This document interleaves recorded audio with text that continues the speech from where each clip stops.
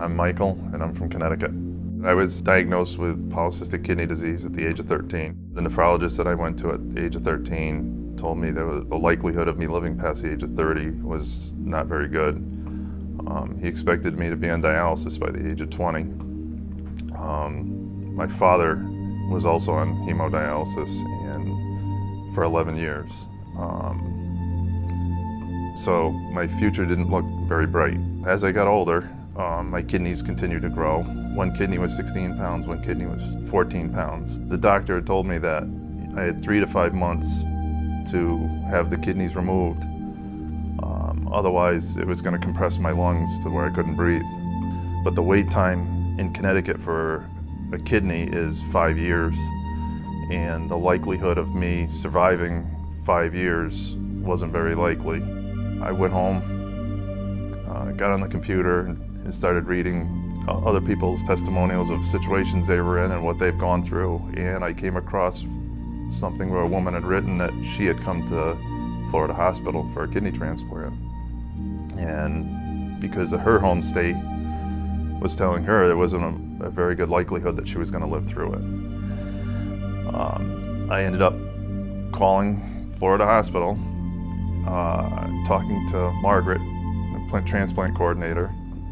When I told her my situation, she was very confident in me coming down and getting an evaluation, and the possibility of me getting a transplant was very highly likely, and me having a double nephrectomy, having my kidneys removed and a transplant, was very highly likely that I could have that done here. Connecticut, they refused to do that. They didn't think I would ever live through it. And I flew down, went through my evaluation, and I sat down with Dr. Bobby. And Dr. Bobby told me that he could do it. He was very confident that he could do it, which was huge, because I didn't think I was going to be living.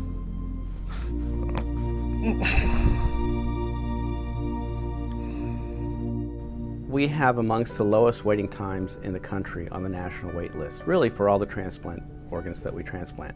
So a perfect example of this is Mr. Kimlingen. He was facing a wait time of at least 5 years in his home state of Connecticut. And for him, that was untenable with what his needs were for his everyday family life. Dr. Bobby told me to return to Connecticut and spend some time with my family, and that everything is approved. And when the paperwork was all done, everything was ready to go, I could come back down and they would have me on the list for a transplant. And just like Dr. Bobby had said, I received a phone call. If I wanted to get to the hospital as quickly as possible, they had a kidney match for me. And I drove to the hospital, got here, and just prior to me going in for surgery, I asked Dr. Chin if I was going to live through it. And he said, of course you're going to survive it. He had 100% confidence. When I was wheeled in, he said, I'll see you in a few hours.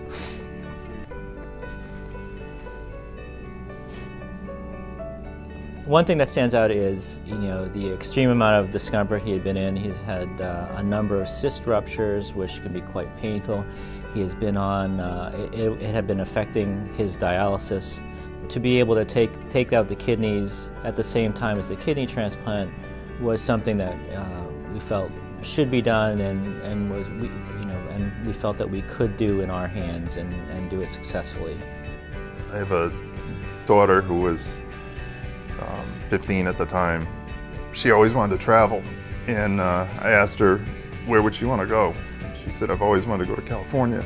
So I promised her, once I get my transplant, we'll go to California. And we were able to do that. We went to California this last summer.